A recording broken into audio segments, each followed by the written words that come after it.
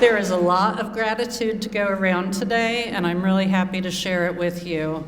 I want to recognize our dedicated and enthusiastic board members and trustees who offer us year-round volunteer support. Would those of you here please stand for recognition?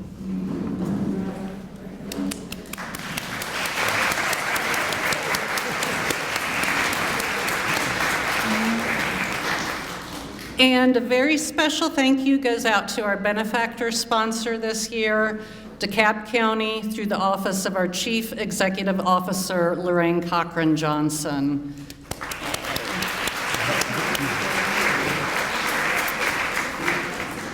We are also thankful for our two steward sponsors this year, the Decatur Tourism Bureau at the Decatur Welcome Center, and DeKalb Commissioner District 2, Michelle Long-Spears.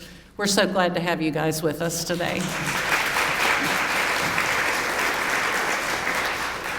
We have 5 archivist sponsors to thank. You don't need to clap between them unless you're just moved. City of Chamblee, City of Doraville, Chief Probate Judge Bedelia C. Hargrove, Friendship Baptist Church, and Hennessy Lincoln Atlanta, the official vehicle sponsor of the DeKalb History Center. So that's kind of exciting.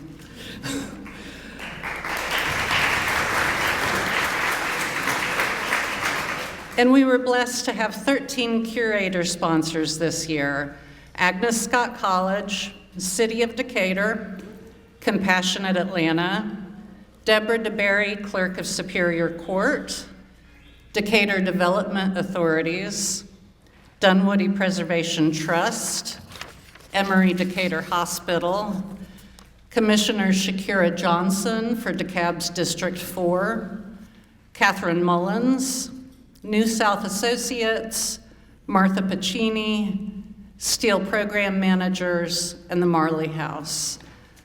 Please, thank you, everybody. Yay. Please refer to your program for additional sponsors. We really count on you for your support. We also have more than a few elected officials to recognize, and I will ask that as I recognize you, that you are a representative, please stand up. And if you're not here, we missed you. We are delighted to have possibly DeKalb CEO Lorraine Cochran Johnson or a representative. They're busy. And we are grateful for the support from DeKalb's judicial branch. Chief Probate Judge Bedelia C. Hargrove, Deborah DeBerry, DeKalb's Clerk of Superior Court, DeKalb Superior Court Chief Judge Shondina Morris,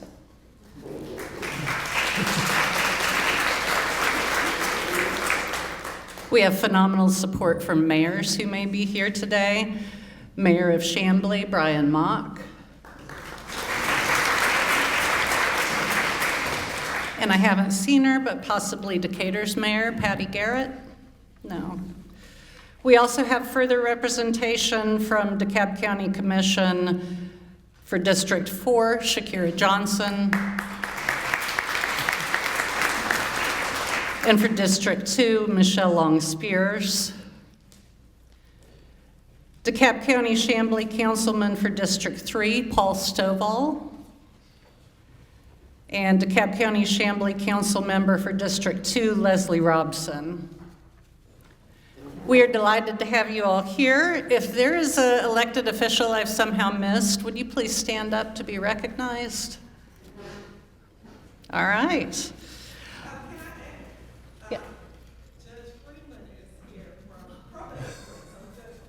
Judge Caroline Freeman, also a board member. Thank you. Finally, I want to recognize our staff. I don't know who's in the room this moment, but this could not be done without volunteers, but also could not be done without our staff. We have 5 incredible full-time people other than me, so if you're here and you want to stand up and wave, I'd appreciate it. Wave in the back.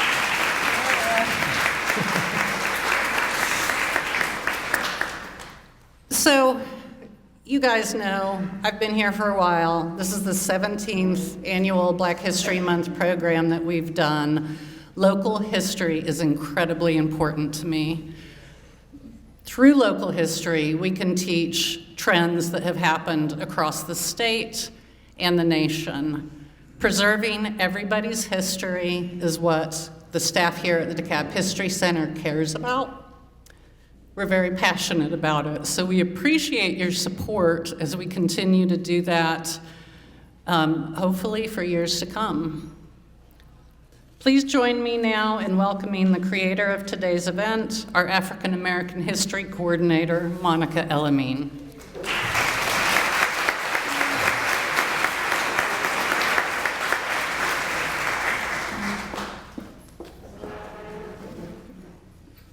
Good morning. Hi, my name is Monica El-Amin. I am the African American History Coordinator here at the DeKalb History Center. It is truly an honor to have all of you here today. Thank you for taking the time out of your busy schedule to attend this event. I would like to extend my gratitude and thanks to the sponsors and board members who have supported this program. Thank you to Melissa for your leadership and encouragement to cultivate diverse programming at DeKalb County. You all have Caribbean trivia cards at your table. It is our hope that during lunch, you can use these as an icebreaker to test your knowledge with your friends.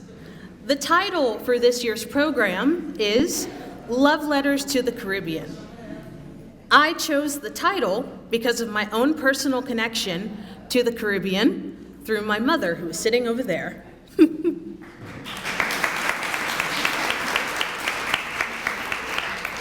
The love letter portion honors those like her who immigrated to the United States, adding to our diverse population in DeKalb County. Love Letters to the Caribbean represents an ode to the region's rich history, vibrant traditions, and the love felt by the people through the diaspora. No matter where they are, they always celebrate their heritage. Please welcome our current board president, Jackie Steele, who is our MC for the program this morning.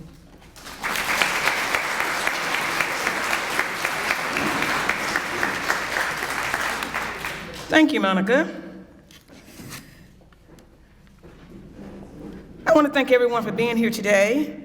This is a very passionate organization that I am a part of and would like for everyone else to be a part of as well. Our program will explore the journeys of two Caribbean immigrants, highlighting how they brought their rich cultures with them and how they've helped foster community in DeKalb County and across Metro Atlanta. To begin, we are delighted to kick off the program with a musical performance by Nzinga Benton. Ms. Benton has been singing and performing for most of her life, driven by her deep love for music. Her passion led her to establish Z Sings Entertainment, a company dedicated to helping vocalists develop both their singing and performance skills. Currently serving as the Minister of Worship and Arts at her church, she continues to inspire through her artistry. Many of you may remember Ms. Benton from last year when she captivated us with her soulful voice. Please join me in giving a warm welcome to Ms. Benton.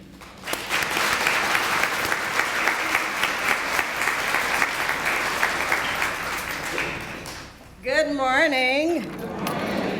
Let's see if I can figure this out. Good morning. Good morning. Can y'all hear me? Yes.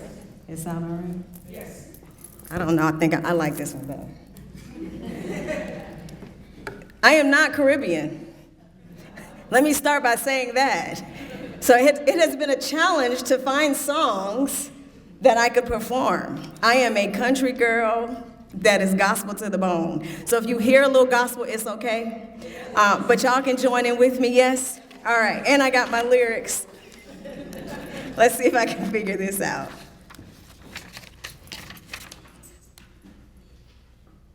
Maybe. Y'all hear it?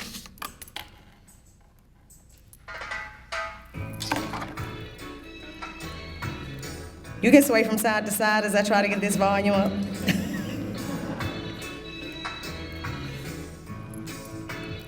Y'all know it? Don't worry about a thing, 'cause every little thing is gonna be alright. Saying don't worry about a thing, 'cause every little thing is gonna be alright. Rise up this morning, smile with the rising sun. 3 little birds pitched by my doorstep, singing sweet songs of melodies pure and true, saying, "This is my message." That was your part. Saying, don't worry about a thing, 'cause every little thing is gonna be alright. Saying, don't worry about a thing, 'cause every little thing is gonna be alright. Rise up this morning, smile with the rising sun. 3 little birds pitched by my doorstep, singing sweet songs of melodies pure and true, saying, "This is my message to you." Everybody say, don't worry about a thing, 'cause every little thing is gonna be alright. Saying don't worry about a thing, 'cause every little thing is gonna be alright. Everybody, let me hear you sing. Don't worry about a thing, 'cause every little thing is gonna be alright. One more time.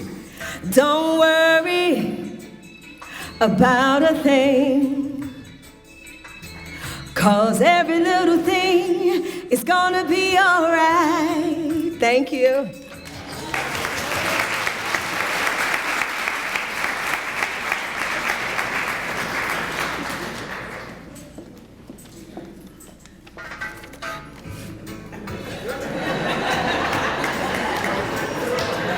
Somebody better get up here and do something. Don't worry.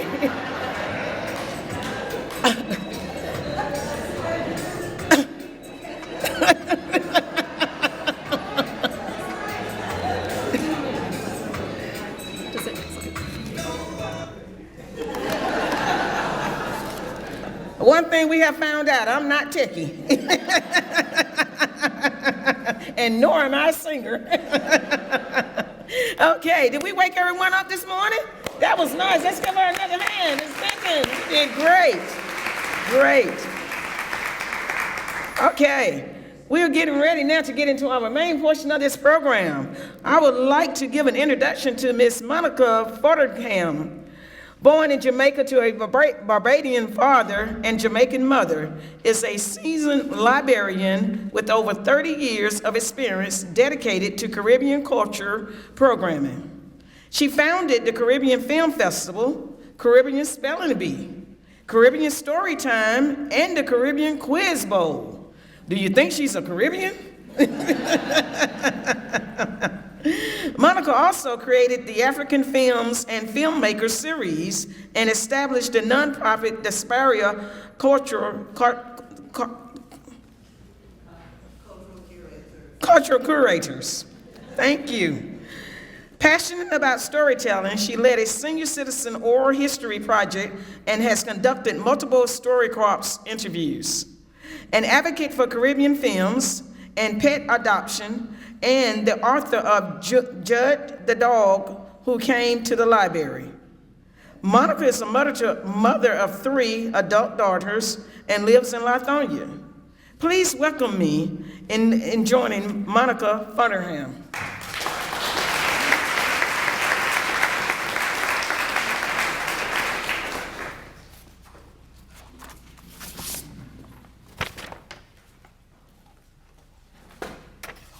Good morning, everyone. Good morning. My name is Monica Foderingham, and it is my distinct honor to be one of today's speakers with my love letter to the Caribbean diaspora. Since 2008, my passion has been curating the Caribbean through various programs, some of which you just heard Jackie say. And I have lived in DeKalb County since moving to Georgia almost 31 years ago, and I'm very proud to call it home. My daughters were educated here, graduating from that mighty Panther Nation on Kelly Chapel Road, Southwest DeKalb High School. Anybody here with Southwest DeKalb High School? Shameless plug, isn't it? Yes. I work in DeKalb, go to church in DeKalb, and several years ago, and I conduct most of my daily life here. And like my youngest daughter, Jordan, said to me several years ago regarding our church, that it was where she felt most comfortable because everybody there was from somewhere else. So everybody in DeKalb might not be from somewhere else, but DeKalb has been home for many years to the largest Caribbean and Caribbean-descended population in the Atlanta metropolitan area. The May 2023 issue of Atlanta magazine, which was largely dedicated to Caribbeans in Atlanta, estimated that there were 85,000 members of the Caribbean diaspora in the 10-county metro Atlanta area. That number is likely much higher by now. On PBS for Black History Month last week, I was watching this at home. Famed historian Dr. Henry Louis Gates focused his series Great Migrations on immigration from Africa and the Caribbean to the United States. I thank Monica, El-Amin, and the DeKalb History Center for also centering the Caribbean in this way, because as the following examples show us, Caribbean American history is Black history. General Colin Powell, and if you're from Jamaica, we're not saying Colin Powell, we will never say that. It will always be Colin Powell for us. Colin Powell and Harry Belafonte, as well as Cheryl Lee Ralph from Abbott Elementary, have Jamaican heritage. Eric Holder and Shirley Chisholm, Barbadian heritage. Corinne Jean-Pierre, former Biden press secretary, her heritage is Haiti and Martinique. Kwame Ture, or some people might know him as Stokely Carmichael, his heritage is from Trinidad and Tobago. Sidney Poitier from the Bahamas, Cicely Tyson and Alexander Hamilton from Nevis. Malcolm X's mother was from Grenada. And there are so many, many more people of Caribbean ancestry who have made their mark on the United States. We also celebrate Caribbean American Heritage Month every June, and this has been since 2006, when the proclamation naming it Caribbean American Heritage Month was signed into law by President George W. Bush. I'm going to ask you to give me a moment of personal indulgence for this next part of my presentation. My life changed in the middle of preparing for this. I've been preparing for this for many months. And it was written along those lines. I will let you know when we get to it, but I could not change what I had written. I could not take it out, and so just indulge me, please, but I will let you know when I get there.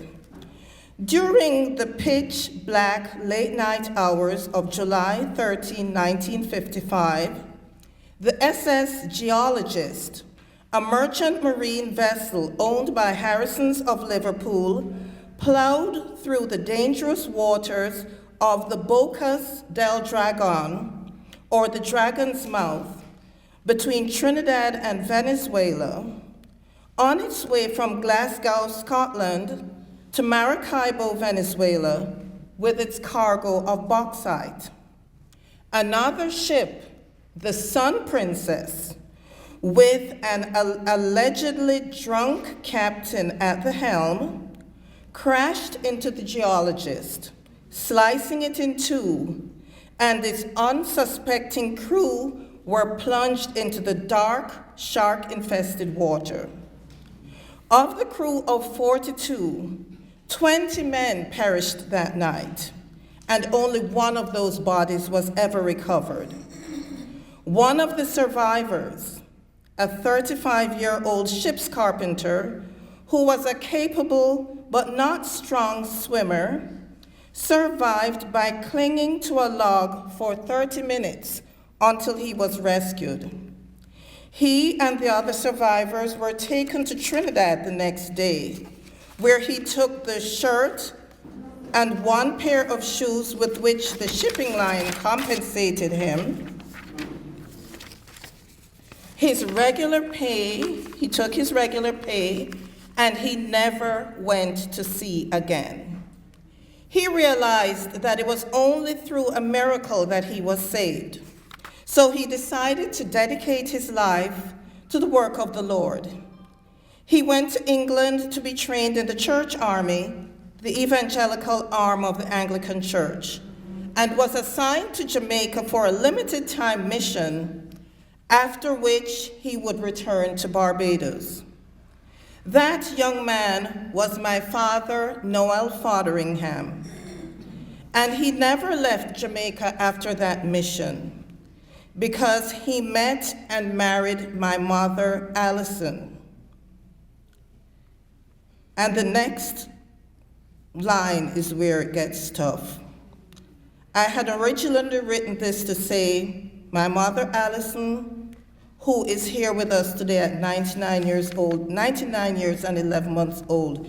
She turns 100 this Saturday. Sadly, she passed away in January, 6 weeks away from turning 100. She watched Jimmy Carter's funeral the next day. She was a big fan of his, and the next day she was gone. She didn't suffer or anything, but if she was still alive, she would have been here in the audience. I would always joke at my programs, oh, we have a 90-something-year-old here, and everybody would be saying, ooh, who is that? And it's my mother, she has to be here. But I feel her presence with me here today, and when I wrote that, and I tried, and I could not take it out. So thanks for your indulgence, and I'll continue. So we'll just find a way to quietly celebrate what would have been her 100th birthday this coming Saturday. Friends, this born and raised Jamaican is here to tell you that the Caribbean is more than Jamaica. Yes, we have Bob Marley, Usain Bolt, and jerk chicken. But growing up in a home with a father from another island gave me a love of and a fascination with the Caribbean that has not dimmed over time. I read the high school geography textbook Caribbean Lands for fun as an 11-year-old. So when I was required to do programming as a part of my librarian duties 17 years ago, I figured I would do something I liked. From that, the Caribbean Film Festival was born, and in a 17-year span, I have screened over 60 films which reflect the breadth, depth, nuances, and complexities of this magnificent and beautiful region, which I am proud to call home. My vacations are built around which Caribbean islands I have yet to see. So far, I've visited 18. Secret, take cruises, you get several on one trip. I definitely inherited my father's wanderlust which took him to sea as a young man. Also, in the last approximately 18 months, I have lost 6 cousins who lived on 4 different islands, 1 in Jamaica, 2 in Barbados, 2 in Trinidad, and 1 by marriage in Dominica. I consider myself a true child of the Caribbean. But the Caribbean diaspora is well represented in the metro Atlanta area, with a majority of people of Caribbean descent making DeKalb County their home. We hail from Antigua and Barbuda, Anguilla, yes, raise your hands if you hear your country called, Aruba, Barbados, Belize in Central America but ethnically Caribbean, Haiti, Jamaica, St. Kitts, St. Lucia, St. Vincent, Montserrat, Trinidad and Tobago, the US and British Virgin Islands. Okay, they're represented here. Martinique and Guadeloupe, St. Bart's, Saba, and St. Martin. Then there are the descendants of people from the Caribbean, mainly Jamaica and Barbados, in Costa Rica and Panama, who went to those countries to work on banana plantations and build the Panama Canal, respectively, early in the last century. When I visited those countries 2 years ago, I could not believe I was in Central America. The accents and the last names were so Jamaican. A billboard in Puerto Limon, Costa Rica, where the cruise ship docked, displayed that one area in the city is still known as Jamaica Town. In Metro Atlanta, we are accountants, teachers, business owners, librarians, cooks, custodians, doctors, engineers, entrepreneurs, lawyers, judges, professors, scholars who hope to become professors. That's my dog. And construction workers, writers, and so many nurses. I will be in disbelief if anyone here who has spent any time in a metro area hospital did not have at least one Caribbean nurse. Right? We are also artists. The sculptor who gave us the John Lewis statue on Decatur Square right here is Basil Watson, a Jamaican. Most Caribbean countries represented in our metropolitan area have either a country association or honorary consul or both.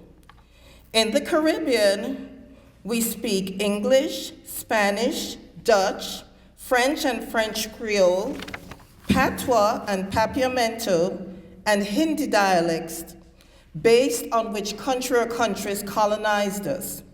Even the Danes were colonizers at one time, and that accounts for the names Frederickstead and Williamstead in the US Virgin Islands. We descend from enslaved Africans, the white plantation owners and their employees, and the Indians, Chinese, Portuguese, and Lebanese who were brought in, unsuccessfully, I might add, to replace the newly freed enslaved on the sugar plantations. This has created a beautifully complex mix of people of diverse shades. Do you know, for example, that Bob Marley was biracial? He was born to a black woman and a white Englishman in Jamaica working as a plantation supervisor. Edward Seaga, a former Jamaican prime minister, was a Lebanese Jamaican, and there is still a significant population of Lebanese and their descendants in the Caribbean. We are a proud people who, even though we have made Metro Atlanta and the rest of the United States our home, we keep our respective cultures alive through music, food, film, etc.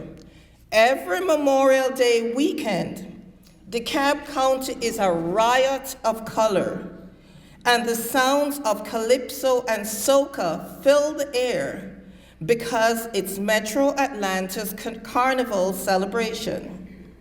People come from as far as Toronto to either participate in the parade or just enjoy themselves in the crowd. But it is important to note that Caribbean people are not a monolith.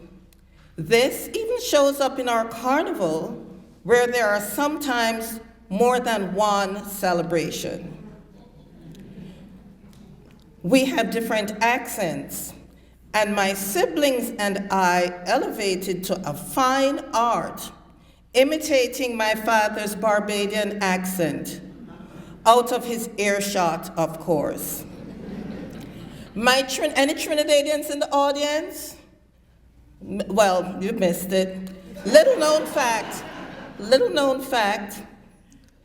CNN did a poll a few years ago.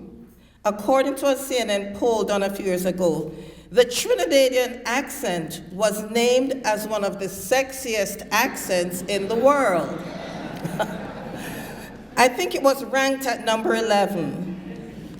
Also, for many years, the Jamaican Independence Service was held at my home church, the Episcopal Church of the Holy Cross.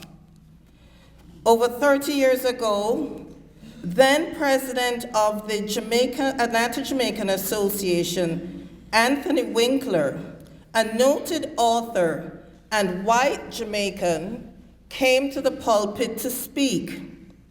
My middle daughter, seated at the back, then 4-year-old Jackie, tapped me on the arm, looked up at me and said, "Mommy, why is that white man talking like that?"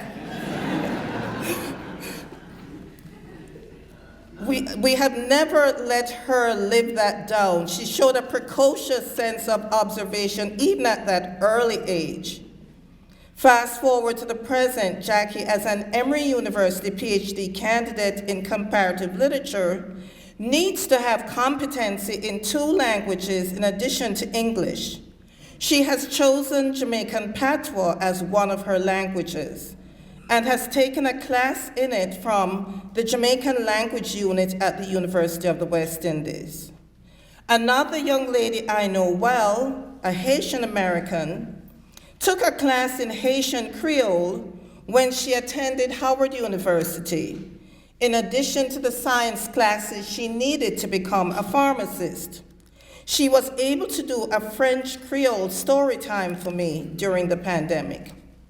So many young Caribbean Americans are studying various aspects of the Caribbean experience in college or otherwise in adulthood. My daughter Jackie, well, she's going to be my case study for today. She's another example of this phenomenon. In 2015, she was chosen as a Fulbright scholar from the US State Department. She could have chosen to spend a year studying in almost any country, paid for by the US government. She chose Jamaica, our ancestral home. Our second and first generation children celebrate their Caribbean culture, even if they spent their childhood running away from it, not wanting to stand out or to be different from their peers at school. They were regaled with our proverbs, mostly as a way of passing on the values of hard work, resilience, persistence, and delayed gratification, among others. The proverb most frequently heard in my house was, "If you want good, you nose have to run," meaning that nothing good comes easily. A few years ago, my daughter Jordan's high school orchestra was having a recital with their feeder elementary and middle schools. Their teacher fell ill at the last minute, but the concert could not be canceled because the students and their parents were already at the venue. So the seniors, Jordan included, were pressed into service to run the event. Jordan's best friend, Angel, was the conductor for the evening, and Jordan was a kid wrangler.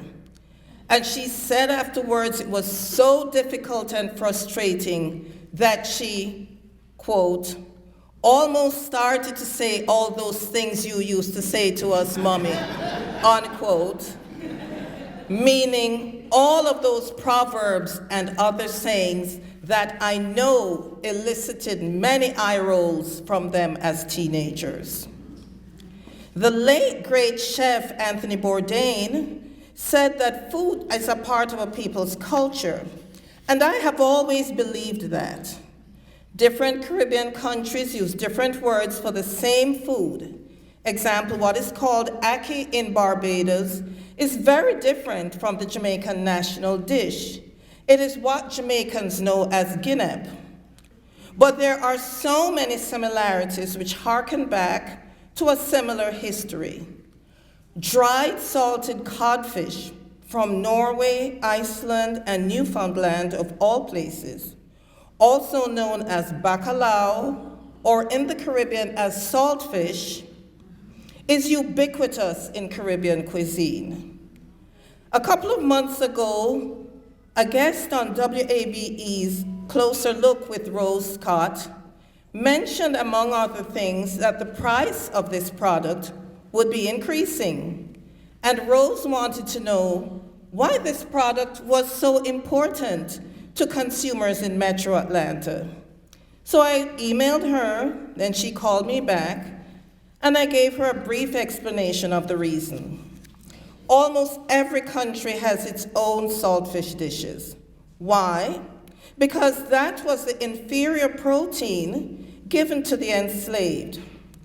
And what did our ancestors and their descendants do with saltfish? We elevated it. We made it our own and created delicacies from it. It is a part of Jamaica's national dish, ackee and saltfish. The default appetizer in Barbados is fish cakes, and in Martinique, a craws, similar to fish cakes. No Caribbean grocery store is complete without saltfish. It is also centrally located in the DeKalb Farmers Market. Curried meats and vegetables are also common throughout the Caribbean. Why? After slavery was abolished and the plantation owners needed a ready source of almost free labor, they turned to the Indian subcontinent. And those indentured servants brought with them many dishes which heavily featured curry, accompanied by roti or dal puri. I recommend the film Dal Puri Diaspora, which I screened last year, as an authoritative look at the influence of Indians on Caribbean food culture. Two other films I screened last year, Half and Chinese Shop, gave an insight into the history of Chinese immigrants in Jamaica, which mirror their story in other Caribbean countries. Chinese food culture and dishes are also very significant in the Caribbean. Visit Royal Caribbean Bakery on Memorial Drive in Stone Mountain, owned by a Jamaican couple, a black wife and a Chinese husband, for some of the best Jamaican patties and other baked goods anywhere, as well as their wide range of Jamaican cooked dishes. I have known people who have been simply fascinated by a Chinese person with a Jamaican accent. Caribbean restaurants and bakeries are found all through South and Central DeKalb, especially along the Memorial Drive corridor, where your patties, rotis, and soups and other cooked meals are readily available, and the same applies to Caribbean grocery stores. Film has helped us learn about and deal with the difficult topics in our history and culture.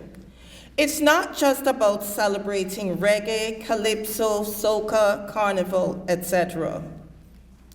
In The Time of the Butterflies, a film which dealt with the oppressive and murderous Batista regime in the Dominican Republic, was an eye-opener for my majority English-speaking Caribbean audience.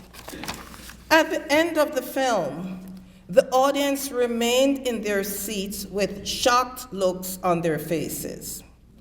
The prevailing question was, why were we not taught this history in our various Caribbean islands?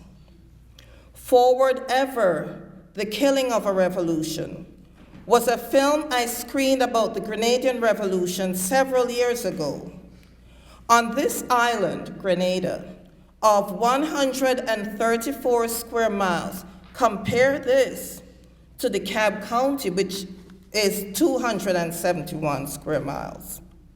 On this island of 134 square miles, our people on both sides of the coup and execution of Prime Minister Maurice Bishop and members of his government during the US invasion in 1983.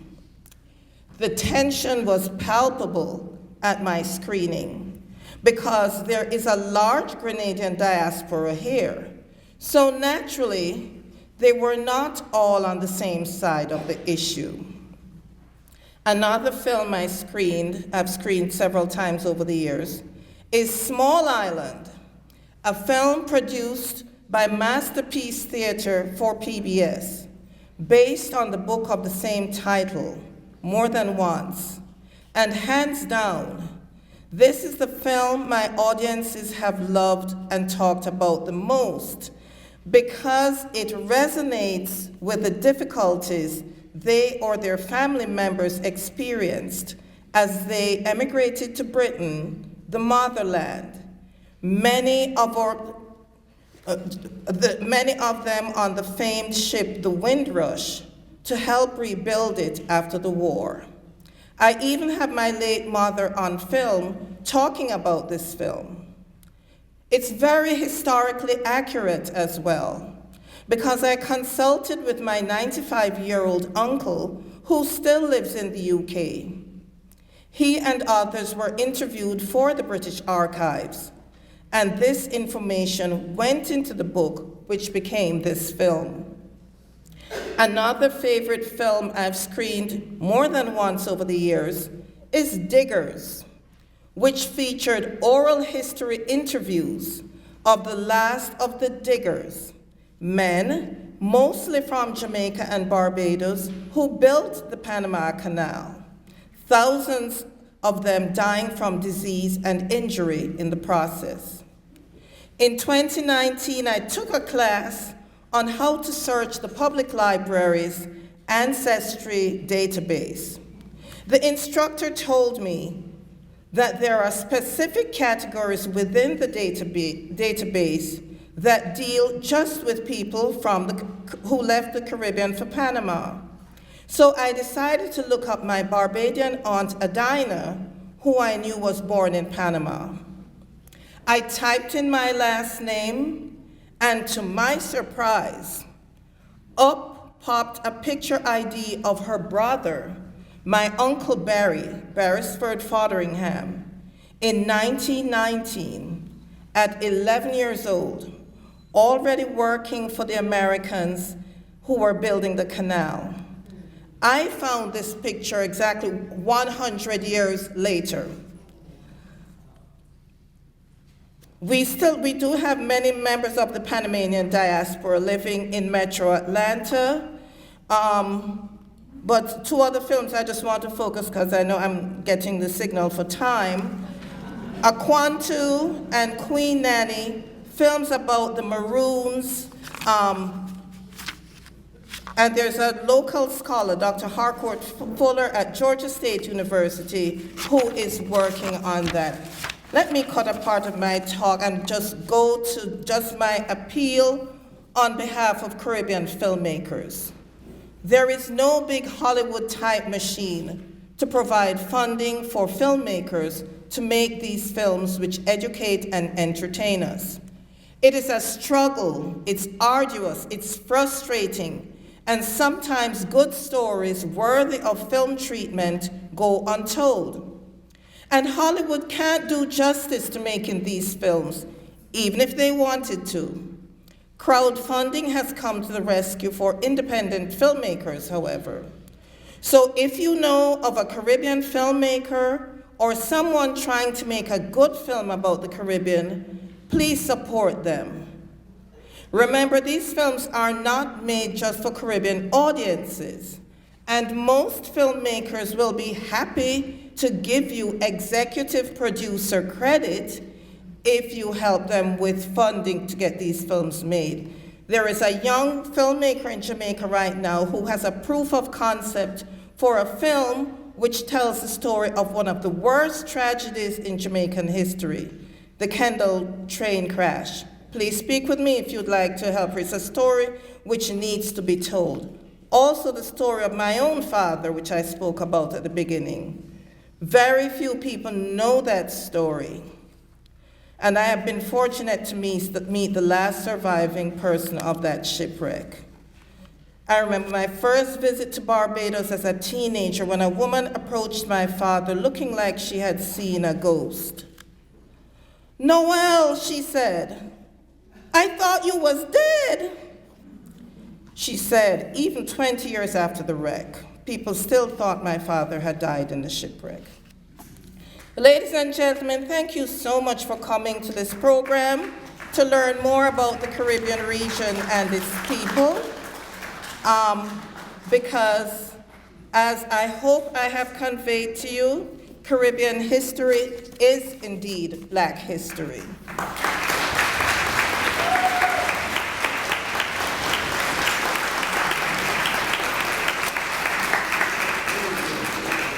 Wow, that was a lot of knowledge that we just inherited.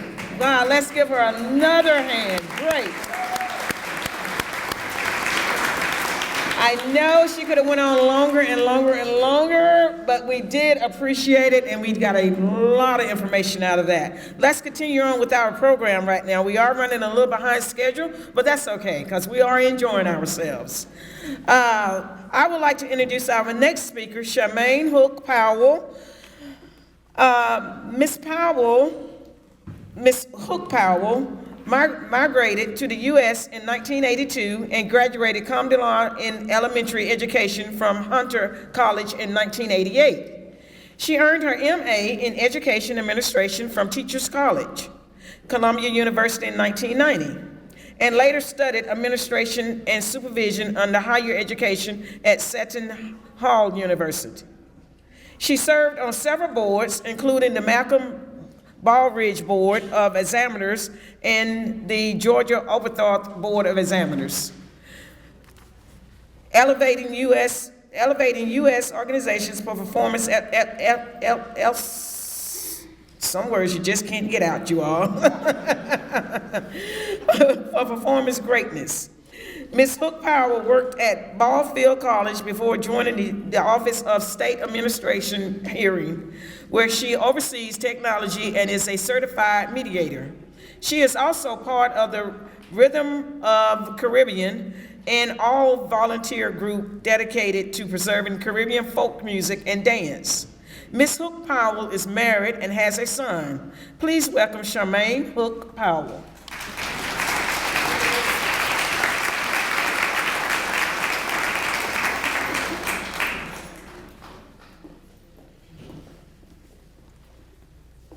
Is it afternoon? Good afternoon. My name is Charmaine, and I know I'm between you and lunch. But I hope I will be able to maintain your, I'm going to go through Monica's slide. You were so excited you forgot that you had, yes, that's okay. That's okay. Okay, let me put my glasses back on. My bio is in the program, so I won't go over it, but I do want to say this. I was born in Jamaica to parents who did not finish elementary education. Here you call it elementary education. In Jamaica, we call it primary school. So what I plan to do, first of all, let me say thank you, Larry, for the confidence. Mr. Steele for asking me. At first, I hesitated, and then I said, yeah, I'll do it. So thank you, and thank you the staff of the DeKalb History Center. The theme for this program is Love Letters to the Caribbean. So what I would like to do is to reciprocate that love from a point of view of an immigrant of Caribbean descent. I cannot speak for all the Caribbean, the Black Caribbean diaspora. However, I recognize that we share, as Monica mentioned, we share similar foods, customs, and other characteristics that are nuanced and varied due to who the colonizers were in our respective country of origin. So my story, my coming to America, raised my consciousness about the struggles and indomitable spirit of Black people all over the world. After spending my formative years in Jamaica, my introduction to the US was the first time that I consciously think of myself as Black. Before that, I was just Charmaine. It was never an issue. This does not mean that my ethnicity changed. It simply means that ethnicity and race, and this is one of those words that I can't say either, serve as attributes that can impact one's journey in life. As an immigrant, it can make things once considered routine, now filled with uncertainty. I am sure other immigrants have exceptional, stereotypical stories, but as a person of Caribbean who migrated to the US, I want to share a few things with you. 4 things. I was recently in a supermarket, and I was speaking to the young girl who was packing my bag, and I picked up 3 items. You know, you have buy 3 or get 1, 2, or whatever they have. And I said to the cashier, you know, really, I don't want 3 of these things. Can I just get 1 and get the price for it? She says, yes, my Jamaican sister. And I turned around and says, what gave it away? And the Jamaicans in this room will know, thank you, the Jamaicans in this room will know why I put this slide up. She says, no, it's not your accent. It's because you bought 2 packs of crackers and a bottle of Browning. For anybody who knows about Jamaican, our meat has to be brown. And I love Jamaican crackers. So the second thing is, in terms of stereotypical, and that's a beautiful stereotype. I love it. I'm not mad. I'm glad that she knew about our crackers. I never hesitated to go anywhere in Jamaica. I would go all over the island, don't think about it.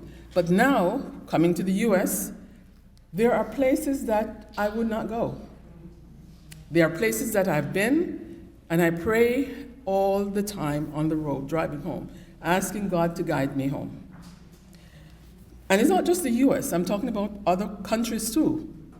I would think twice about going and spending my hard-earned dollar. The third thing I want to share with you, and this goes for a lot of Caribbean people. My first job in the US, I could not call my boss by his first name. I just couldn't do it. So I keep saying Mr. S, I won't say his last name. Mr. S, Mr. S. And after 3 months, he called me into his office and says, if you continue to call me Mr. S, I will not respond to you. I spent 2 weeks trying to avoid him. But eventually I had to speak to him. So I ended up calling him by his first name. And that was one of the most difficult things I had to do. Even today, it is very hard for me to call my pastors by their first name. It is absolutely difficult. And a lot of Jamaicans will know that. The next thing I wanted to share with you, being told that I would not teach in New York because of my accent. Do you hear an accent? But Trevor Noah sums it up best. Trevor Noah says, and many of you may, I didn't have a picture of Trevor Noah, but he says, don't lose your accent. He says, language brings with it an identity and a culture, or at least the perception of it, A shared language says we are the same. A language barrier says we are different. When you make an effort to speak or understand someone else's language, even if it's just basic phrases here and there, you're saying to them, I understand that you have a culture and identity different from me. I see you as human. I love that because I try to remember that every day.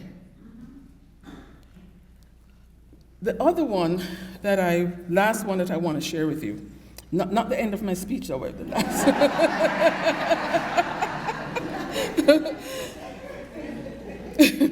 If you think about it, however, we all have accents. It's just a matter of perspective, where we are. Sometimes white Americans go abroad and whatever country they go to, they are seeing that they have an accent.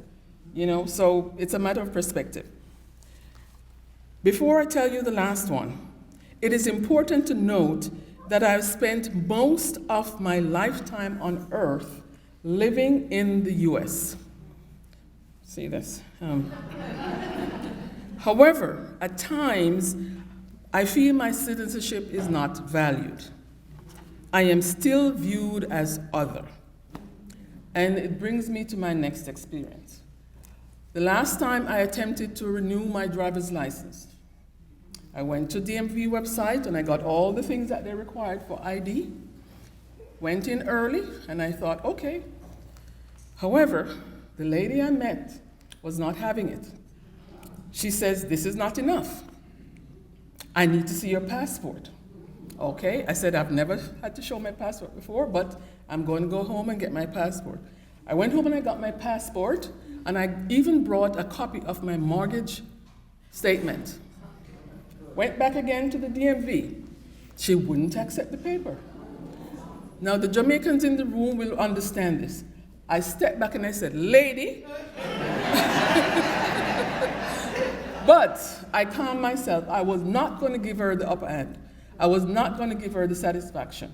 She says, I need to see your naturalization certificate. Now I said, calmly, I said, I've never had to show my naturalization certificate. Look at that picture and look at me. What is it going to tell her? But I said, I'm going to go home and try to find it.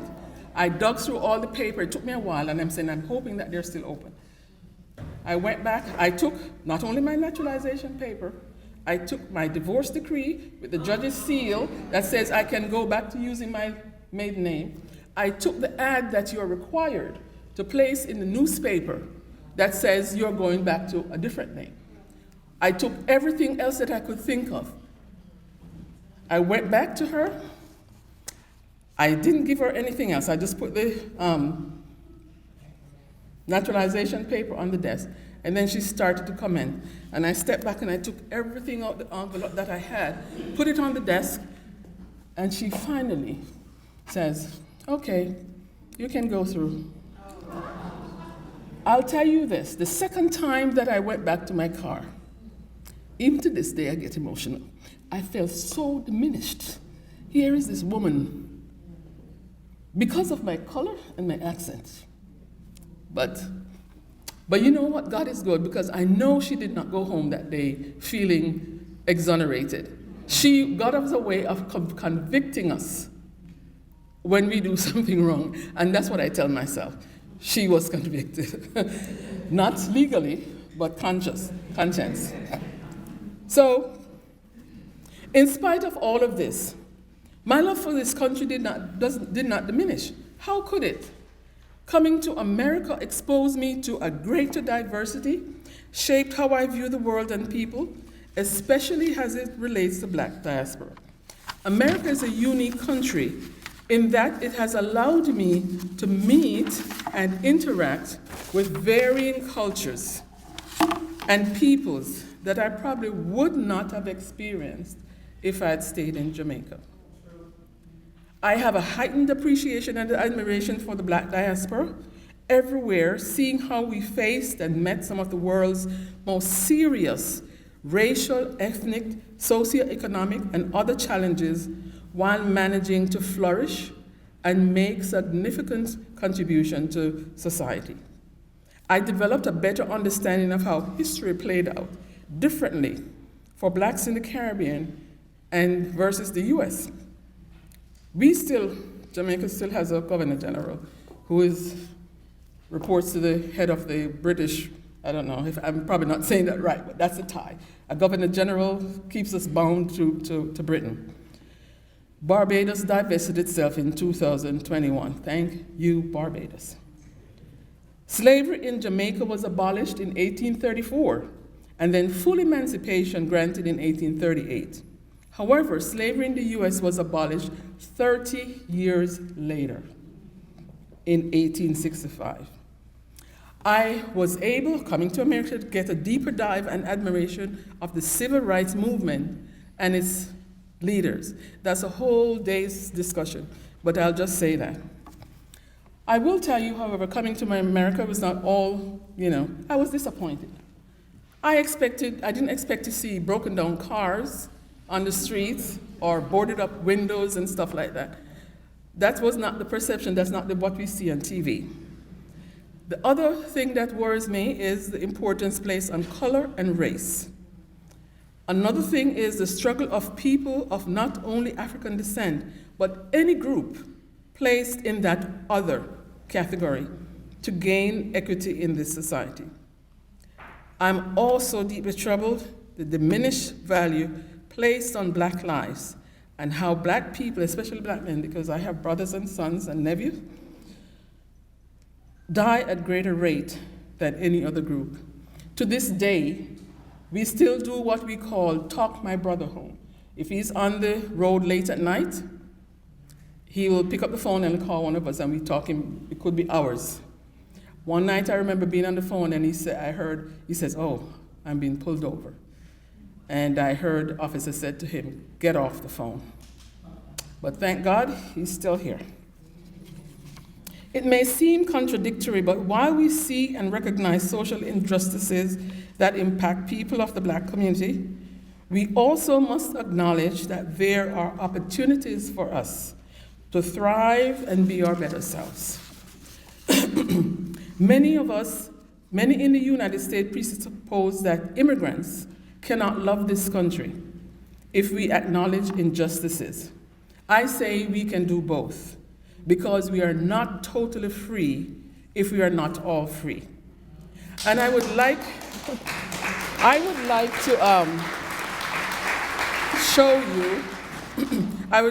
to show you, Monica mentioned Bob Marley. I want to show you something. I'm hoping that you can read it because I forgot to bring my own copy. So I'll read it from there. Bob Marley, this is a love song not to just America, but to the world. Many people think of One Love and No Woman to Cry, but my favorite Bob Marley song is War. It sounds funny, right? But I'm not going to sing it. I'm not going to play it. I want us to look at the words and understand the words. And this was written in 1976, and it is still, I hope you can see it, but I'll read it. Until the philosophy which holds one race superior and another inferior is finally and permanently discredited and abandoned, everywhere is war. And here's the Jamaican vernacular, Misse war.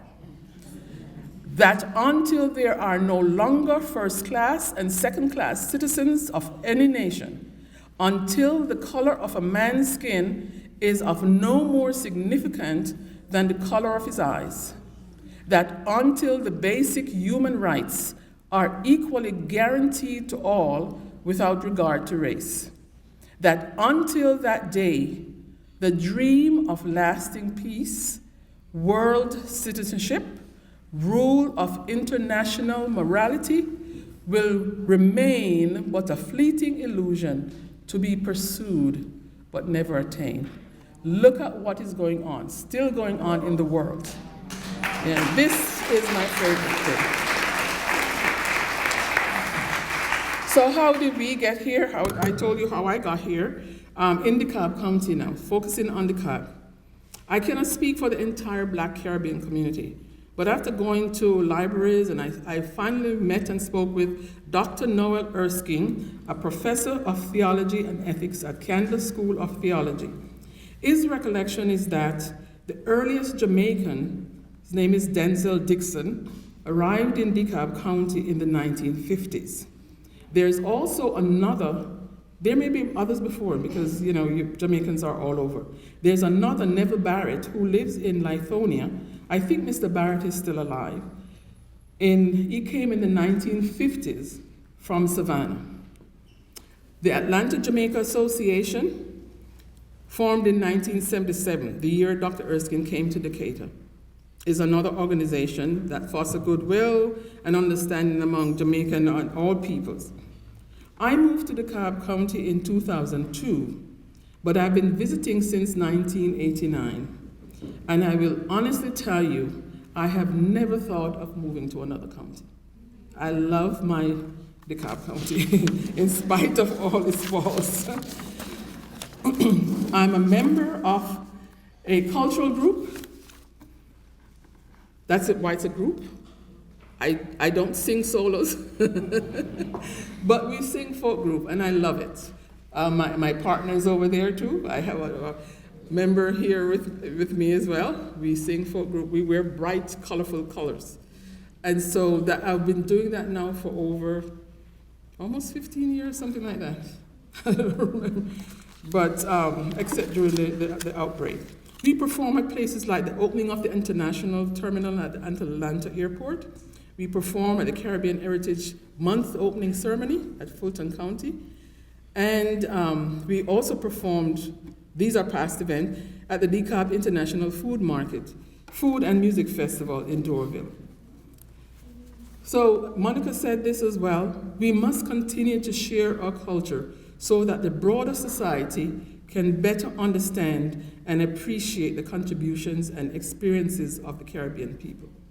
We can achieve this by living our best lives, live by example, live the way we want to be treated and perceived, teach our history to our children, do not leave it up to the schools that may be challenged to teach Black history.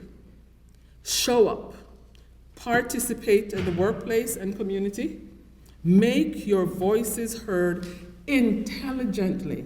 It bothers me whenever the newscast picks somebody who has nothing to say to interview them about a topic.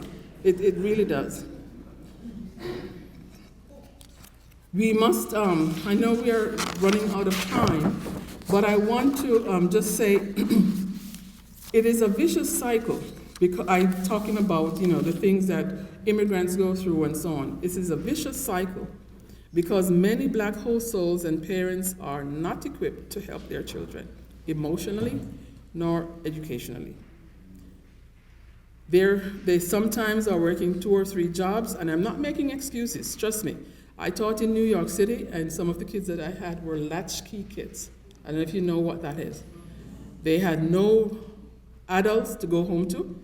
They dress themselves. Sometimes they come to school in our heart of winter. No jacket because they don't know any better. You have to sometimes find lunch for them and so on. They had no supervision because the parents had to go to work. So that's what they call them in New York, latchkey kids. They have their own key, 2nd grade, their own key, they go home.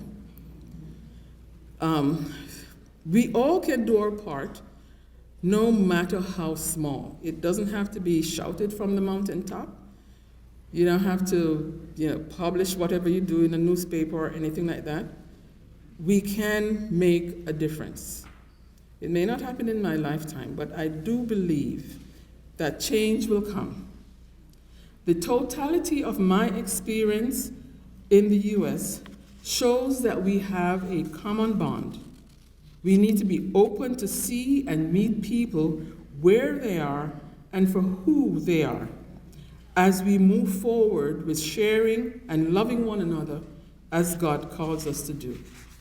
Finally, and we will have lunch soon.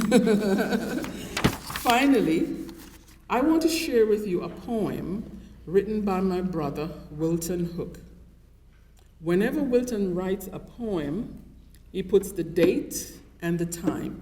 This brother lives in New Jersey. This poem was written at 11:15 p.m. When you hear it, it tells me he must have been going through some deep thoughts. The title of the poem is, If You Can Be Black.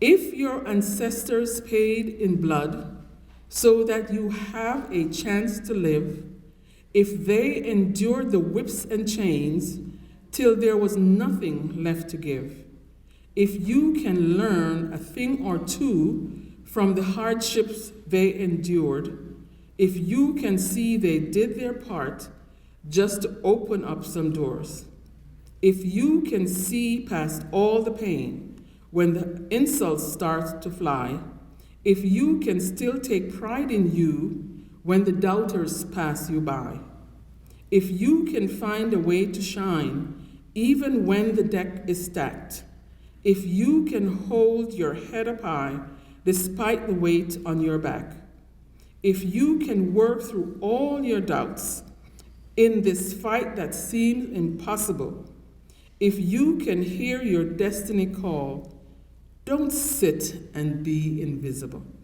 If you can live in this world, you have a life that matters too.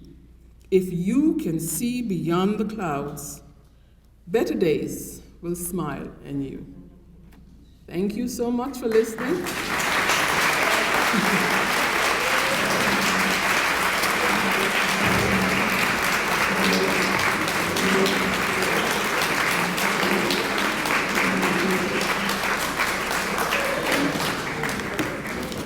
Wow, for someone that was skeptical about coming and presenting with us today, I think she deserves another hand.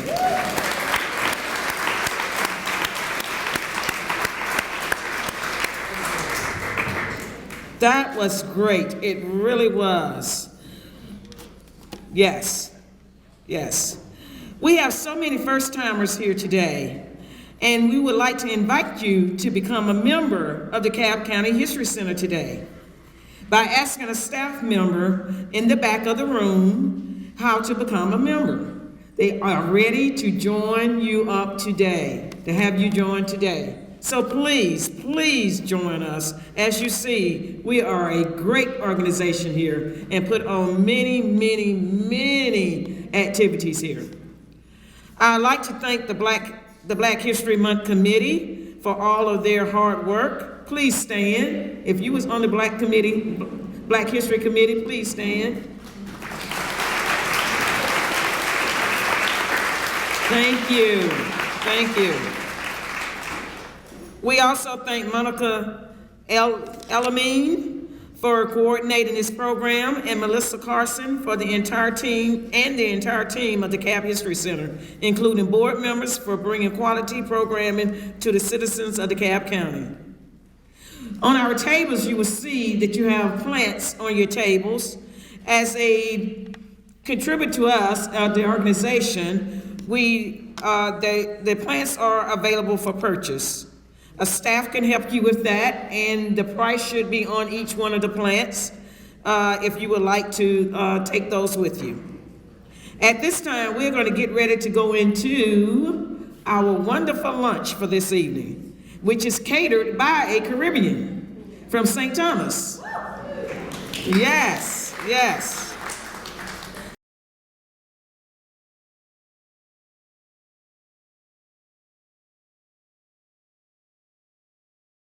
All right.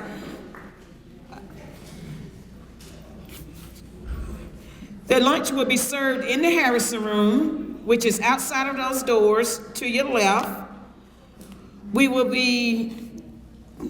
release you a few at a time at a table because it is a buffet style. While the guests, wait a minute, we guess with the red table. Okay, yes. So we're gonna release you a little at a time so it won't get so compact back there, but it's out the door to your left, and also the restrooms are out the door to your left as well. We're gonna release the red table